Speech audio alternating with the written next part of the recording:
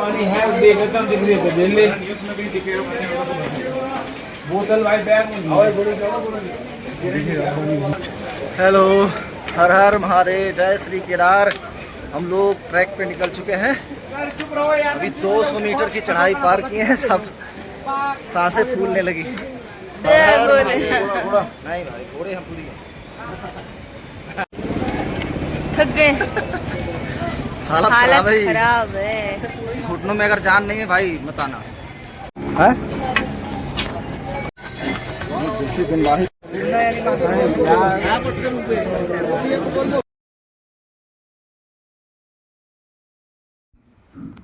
Hello friends, स्वागत है आपका मेरे इस खुशनुमा ब्लॉग में। खुशनुमा ब्लॉग को और भी खुशनुमा बनाने के लिए आज हम लोग जा रहे हैं बाबा केदारनाथ। और हम लोग इस समय ऋषिकेश के पास खड़े हुए हैं बस स्टैंड पर। और बस से हम लोग सबसे पहले जाएंगे सोनप्रयाग। और ये सुबह के समय 5 बजे का समय है, ये सुबह का टाइम है। और देख रहे हैं आप, धूप निकल रही है, सूर्य भगवान निकल रहे हैं। कितना खूबसूरत नज़ारा है, बहुत ही ठंडा लग रहा था, बहुत ही अच्छा लग रहा था।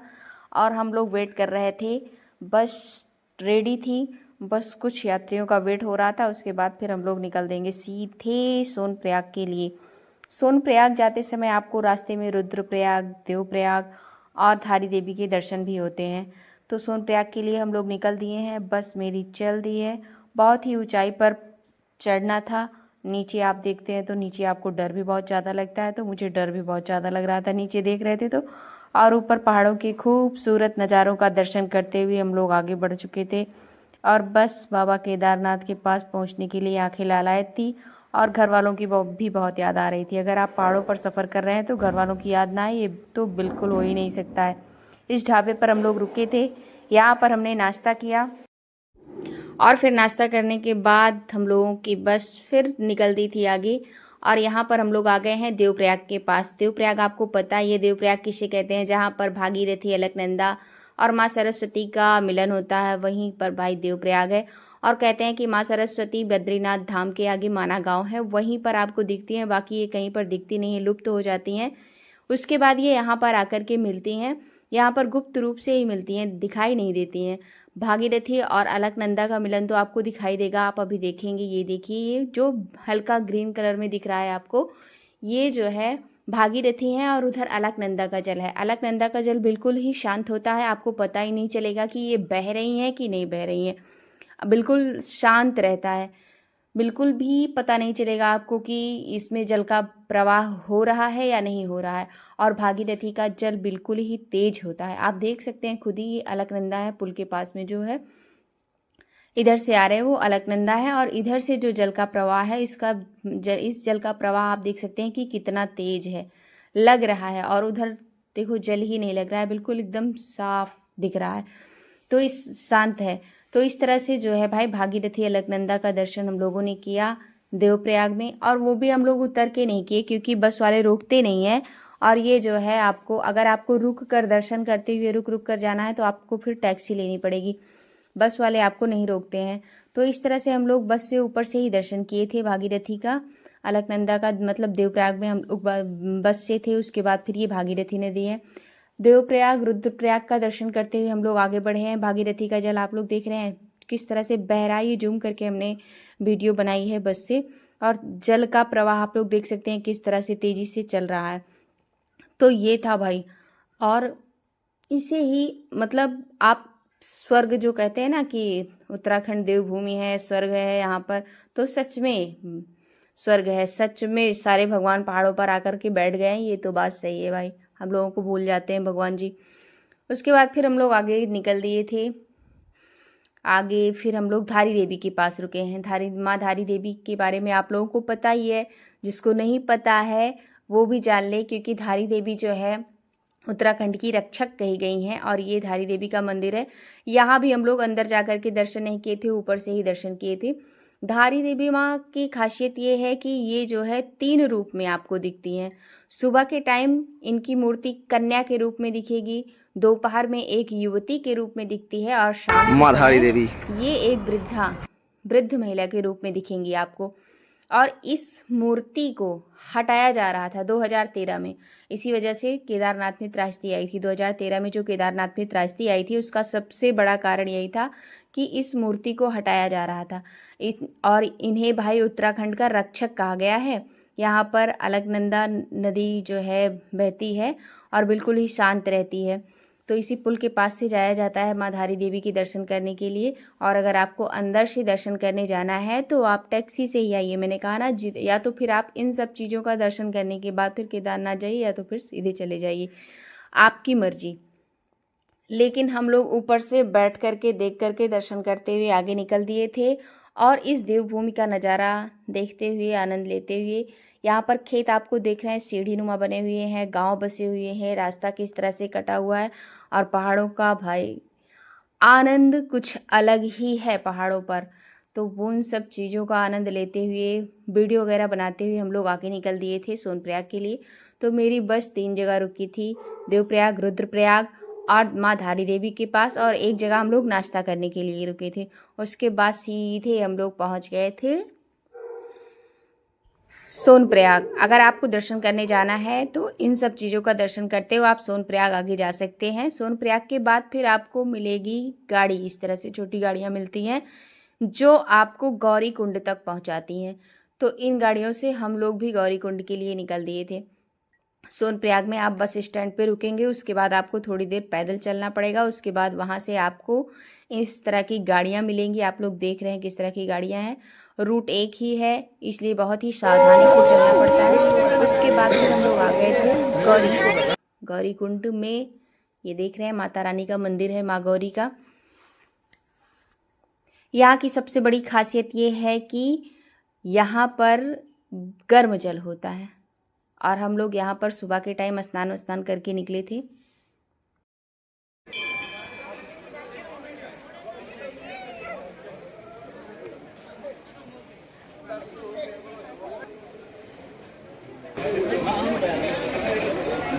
पापा को ऐड करें। यहाँ तो भाई ठंडी लग रही है, ठंडी लग रही है यार। तो गाइस हम लोग चल रहे हैं तप्त गौरी कुंड के पास। एक तप्त कुंड है जहाँ पे गर्म जल रहता है, वहाँ स्नान आदि के लिए बहुत अच्छा रहता है। बगल बगल 2 ऐसे कुंड हैं जिनमें एक तरफ पूरा बर्फ से भी ज़्यादा चिल्ड है और दूसरा गर्म पानी एकदम गुनगुना करके दिया है भगवान ने। 10 मिनट तो चावल पक जाए। और पास में बह रही हैं मंदाकिनी। पानी ना तब बिल्कुल भी गर्म पानी ना।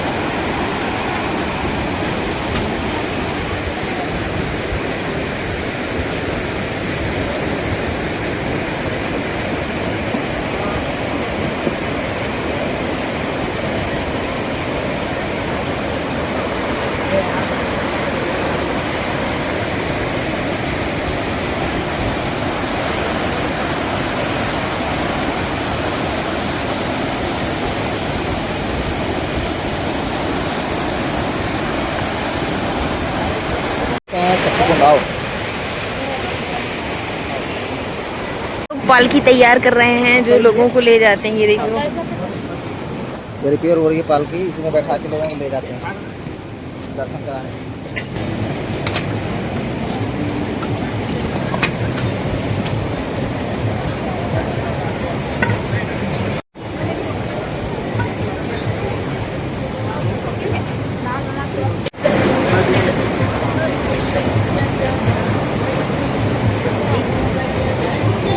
ये गौरी मैया हैं और गौरी कुंड है ये।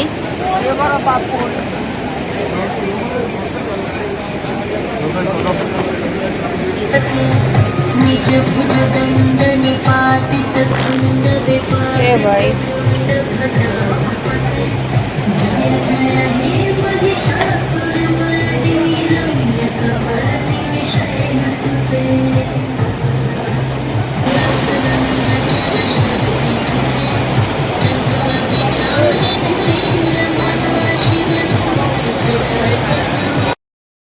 मंदाकिनी मैया का जल बिल्कुल ही तेज होता है, तेज प्रवाह में चलती हैं ये, और जो है बिल्कुल ही ठंडा होता है। आपके फ्रिज का पानी और आपके फ्रिज की बर्फ़ सब बेकार है इस जल के आगे। बहुत ही ठंडा होता है और बहुत ही तेज प्रवाह में होता है, और इन्हें माँ गंगा के बचपन का रूप कहा गया है। तो इस वजह से हम लोग यहाँ पर आकर के रुके थे, और इसी के जस्ट बगल में हम लोग आ गए हैं होटल भोजन करने। भोजन करके रात रुकेंगे आज दोस्तों, यहाँ हम गौरीकुंड में। लोग रूम लेने के बाद सीधे आगे नीचे होटल पे खाना खाने के बाद हम लोग सीधे वापस जाएंगे रूम पे, आराम करेंगे और सुबह लगभग 2 बजे के आसपास उठेंगे। और फिर उसके बाद गौरीकुंड में जो गर्म जल आता है तप्तकुंड में, वहाँ पे स्नान करेंगे। स्नान करने के बाद हम लोग गौरीकुंड को मुँह बांध कर देंगे, चल देंगे, हमारी ट्रैकिंग स्टार्ट हो जाएगी।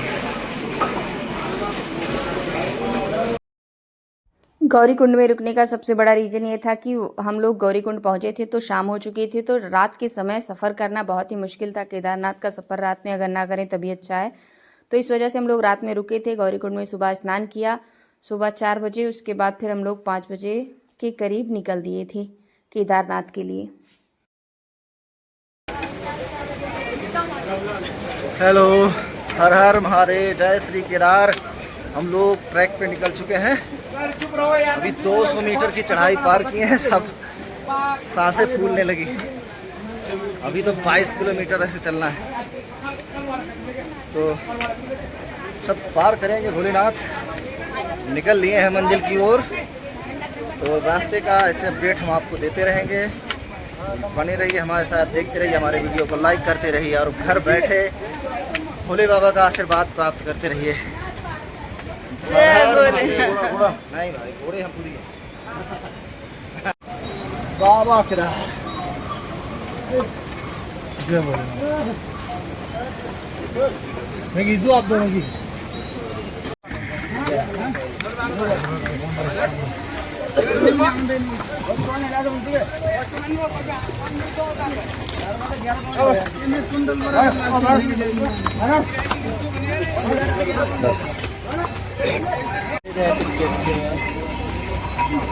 हम लोग 1 किलोमीटर आ चुके हैं और 1 किलोमीटर में हर हर महादेव। अभी 1 किलोमीटर आए हैं, इस तरह से 20 किलोमीटर जाना है। 5 मिनट का रेस्ट, 1 किलोमीटर की यात्रा। हर हर महादेव। मिलते हैं फिर अगले 1 किलोमीटर पे, अगले 1 किलोमीटर बाद। हाँ?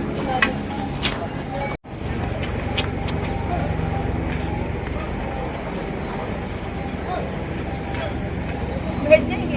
हाँ हाँ, बैठ जाओ बैठ जाओ बैठ जाओ।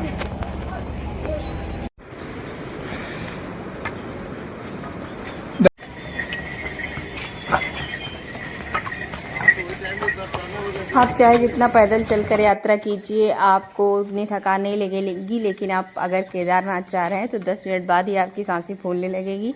ये बिल्कुल सत्य है। 100 मीटर की दूरी पर आप गए और उसके बाद थक गए तो आपने सोचा चलो घोड़ा ले लें, तो फिर ये बहुत ही गलत बात है। आप जैसे जैसे आगे बढ़ेंगे वैसे वैसे आपको जो है उस चीज़ की हैबिट पड़ती जाएगी और आपको किसी घोड़े वोड़े की ज़रूरत नहीं पड़ेगी, ना तो आपको पालकी की ज़रूरत पड़ेगी। ये लोग, कुछ लोग बिल्कुल यंग होते, जो वृद्ध हैं या जिनको किसी चीज़ की समस्या है, वो अगर घोड़े से जा रहे हैं या फिर पालकी से जा रहे हैं तो उनके लिए तो कोई बात नहीं है, उनके लिए ही सुविधाएं होती हैं।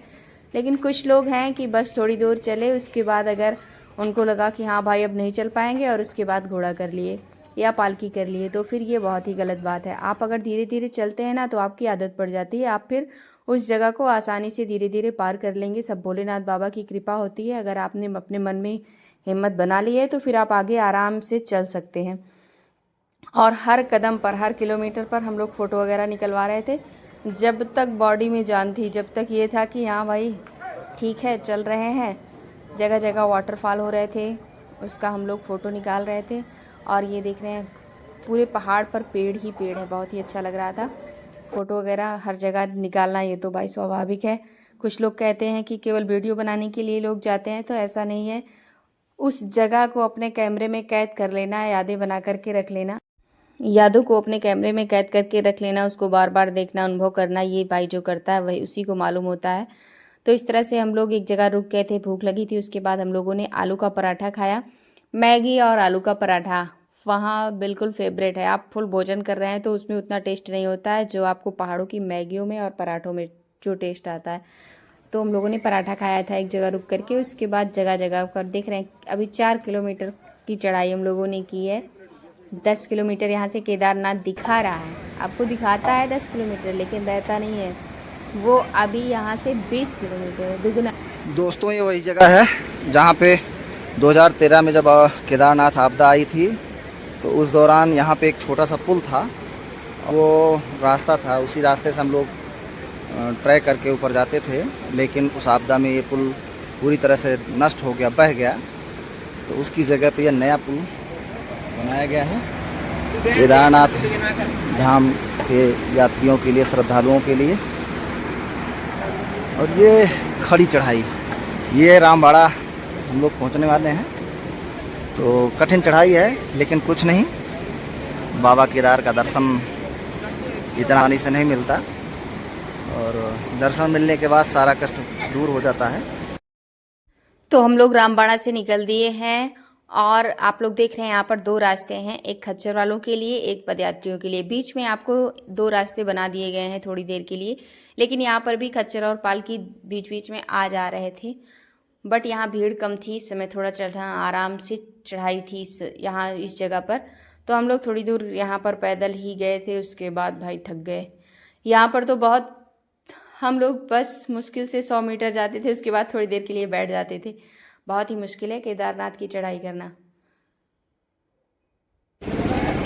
थक गए, हालत खराब है। घुटनों में अगर जान नहीं है भाई मत आना।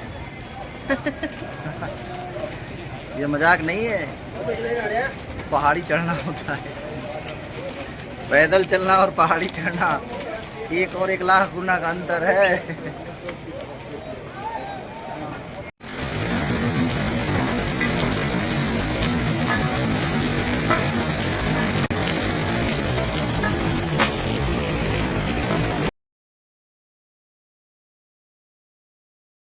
यहाँ से 5 किलोमीटर का रास्ता है केदारनाथ का, लेकिन हम लोगों से अब बिल्कुल भी नहीं चला जा रहा है। और एक जगह पर बैठ गए हैं। हस्बैंड जी ने मेरे बोले कुछ खा लो तब चलो। मुझे पता नहीं क्यों कुछ भी नहीं खाया जा रहा था, लग रहा था कि उल्टी हो जाएगी।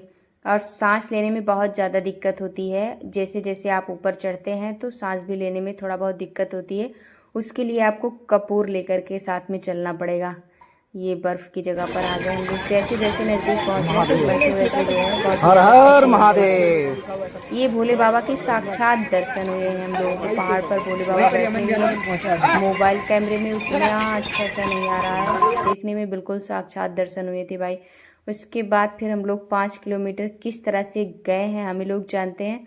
वहाँ पर हम लोगों ने फ़ोटो वगैरह कुछ भी नहीं बनवाए। उसका रीज़न ये था कि हम लोग बहुत ही ज़्यादा थक गए थे, बिल्कुल चला ही नहीं जा रहा था।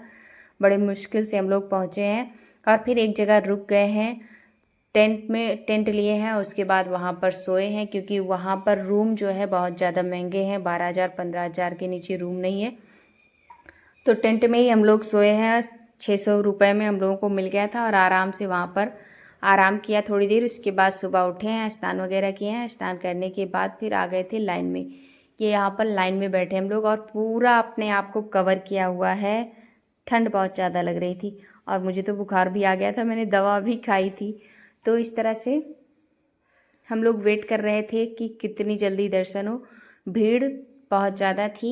उसके बाद हम लोग आराम से बैठे हुए यहाँ पर वेट कर रहे हैं कि कितनी जल्दी आगे बढ़ा जाए। घंटों वेट करने के बाद थोड़ी दूर हम लोग सरकते थे।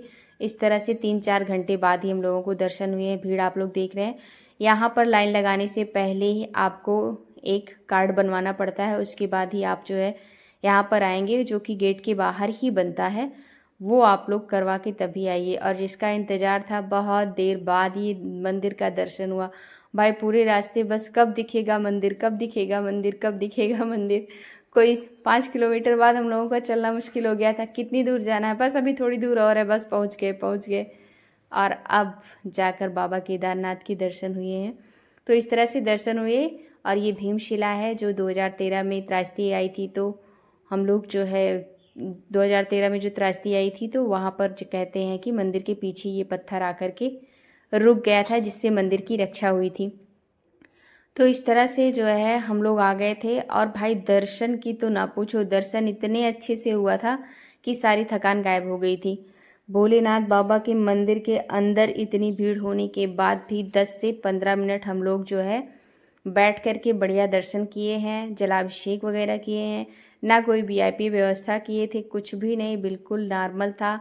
लाइन में लग कर के हम लोगों ने दर्शन किया था, लेकिन बहुत ही अच्छे से दर्शन हुए थे। सब भोले बाबा की कृपा है। और यहाँ का जो वातावरण है ना, आप यहाँ पर आने के बाद ही उसका अनुभव कर सकते हैं। जो लोग कहते हैं ना कि हम लोग स्वर्ग पहुँच गए हैं, हाँ सच में ये स्वर्ग है, तो हाँ सच में यहाँ पर आने के बाद आपको जो अनुभूति होती है वो आपको कहीं नहीं मिलेगी। तो जो यहाँ की वाइब्स है, जो यहाँ का वातावरण है ना, वो बहुत ही अच्छा होता है। लगता है मतलब एक सुकून से भरा होता है ना। आपको कोई इच्छा होती है उस समय कि आप भगवान से कुछ मांगें, या फिर कुछ भी, कोई भी इच्छा नहीं होती है। बस ये होता है कि बस प्रभु के दर्शन मिल गए हैं, इससे बड़ी बात क्या हो सकती है।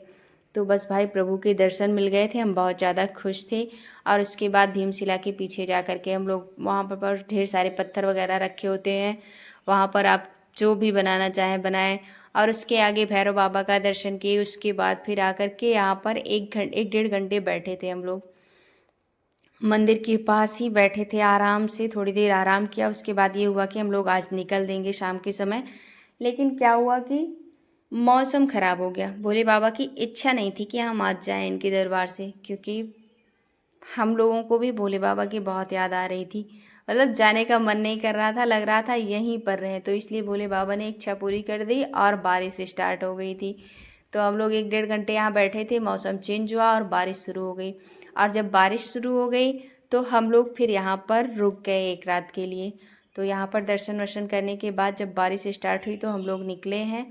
सुबह से कुछ भी नहीं खाया था हम लोगों ने, और शाम के 3 बजने वाले थे। तो हम लोग एक जगह पर रुक करके भोजन वगैरह किए हैं। भोजन करने के बाद फिर हम लोग आगे निकले हैं, फिर से उसी तंबू में जा कर के रुके हैं और पूरी रात वहीं पर रुके थे। फ़ोटो वगैरह निकलवाए, फ़ोटो तो बहुत सारे निकलवाए थे, बट जिस तरह से लोग खिंचवा रहे थे ना फ़ोटो, वो हिम्मत ही नहीं थी। बारिश होने के बाद फिर लोगों का लुक चेंज हो जाता है। आप देख रहे हैं, आपको रेनकोट हमेशा अपने बैग में रखना होगा। वहाँ पर बारिश कभी भी स्टार्ट हो सकती है, इसलिए आपको रेनकोट अपने पास रखना ही होगा। इसलिए हम लोग भी रेनकोट रखे थे। बारिश जैसे ही स्टार्ट हुई वैसे हम लोगों ने भी रेनकोट पहन लिया था। हमको देख रहे हैं आप, पूरा हमने अपने आप को कवर कर रखा था, आप हमें पहचान नहीं सकते थे। मेरा चेहरा और कुछ भी, आँखें केवल मैंने खोली थी बस, और पूरा अपने आप को कवर रख रखा था, क्योंकि मुझे ठंड बहुत ज़्यादा लग रही थी। मंदिर से 100 मीटर की दूरी पर है, हेलीकॉप्टर की व्यवस्था है। यहाँ पर आप देख सकते हैं, हेलीकॉप्टर से लोग आ रहे हैं और दर्शन करने के लिए आते हैं। उसके बाद यहाँ से तुरंत चले जाते हैं। अगर आप नहीं चल पाते हैं पैदल, तो आप आराम से हेलीकॉप्टर की व्यवस्था कीजिए। पैसा भी बहुत ज़्यादा नहीं है, एक लिमिट में है। जिस तरह से आप घोड़ा करते हैं या पालकी करते हैं तो उसमें भी उतना ही पैसा लग जाता है जितना आपको हेलीकॉप्टर से लगेगा।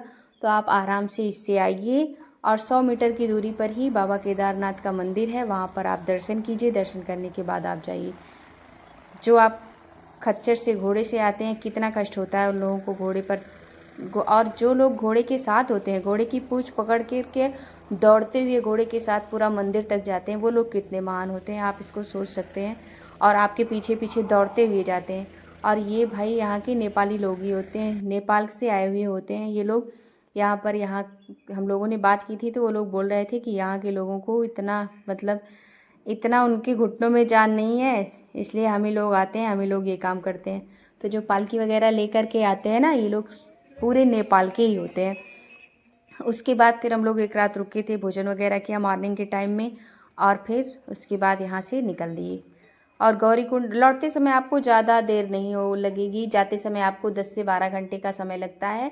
कुछ लोग इससे पहले भी सफ़र कर लेते हैं और कुछ लोग इसके बाद भी। तो हम लोगों को 12-13 घंटे लग गए थे पैदल चलने में, और लौटते समय आपको 6 से 7 घंटे लगेंगे। हमको 6 से 7 घंटे लगे थे।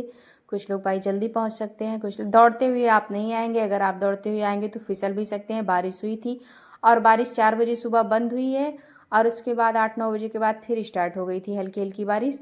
तो इस वजह से जो है रास्ता जो है बिल्कुल गीला था और आपको संभल करके बहुत ही सावधानी पूर्वक चलना पड़ेगा, क्योंकि खच्चर भी रहते हैं पालकी वाले, तो आपको आवाज़ भी दे देते हैं, लेकिन खच्चर के आप आवाज़ सुनकर कानों से ही आपको अनुभव हो सकता है ये कहाँ से आपको आवाज़ देंगे, तो इसलिए आपको बहुत ही सावधानी से चलना पड़ता है। और इस तरह से फिर हम लोग नीचे आ गए थे, अपना गौरीकुंड आए। गौरीकुंड आने के बाद फिर हम लोग यहाँ से बस किए हैं, सीधे सोनप्रयाग पहुँचे हैं, सोनप्रयाग से हरिद्वार और हरिद्वार से घर। यही था मेरा केदारनाथ का सफ़र। और आइए गाइस, आप लोग भी आगे का आनंद लीजिए। मैं लौटते समय क्या क्या की हूँ आप लोग देखिएगा, जाइएगा नहीं, स्किप मत कीजिएगा वीडियो को। सारी यादों को अपने कैमरे में कैद करते हुए हम लोग निकल दिए थे केदारनाथ से। ये देख रहे हैं कितना खूबसूरत स्थान है, बहुत ही भाग्यशाली लोगों को देखने को मिलता है, और वो भाग्यशाली मैं थी भाई।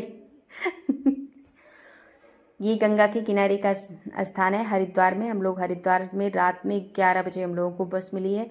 रात के 11 बजे हम लोग बस से निकले हैं, फिर हरिद्वार से लखनऊ के लिए 11, साढ़े 11, 12 बजा दिया था निकलते निकलते बस ने।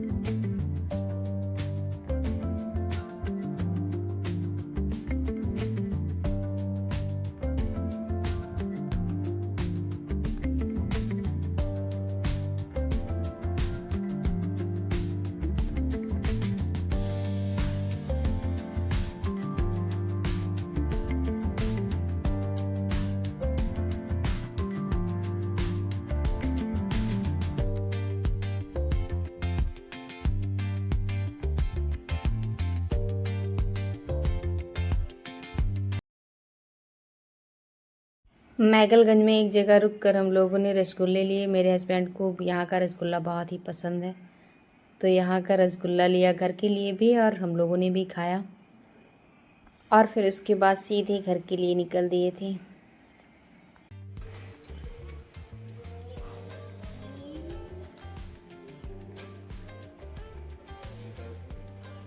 नमस्ते मम्मी, नमस्ते पापा।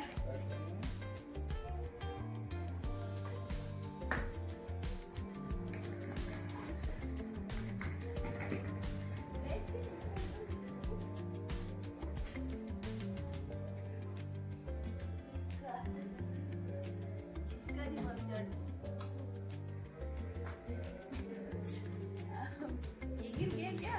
हाँ, कल आंधी आई थी तो गिर गया था।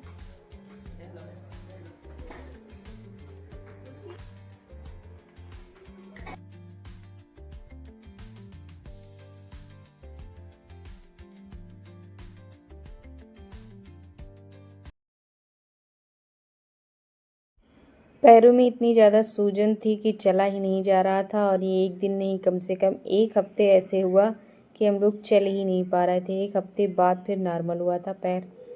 और अनवय भाई पुण्य ले रहा है हम लोगों का पैर धुल करके। हम लोग थोड़ा सा नॉर्मली ऐसे उसके बाद फिर हमने धुला था।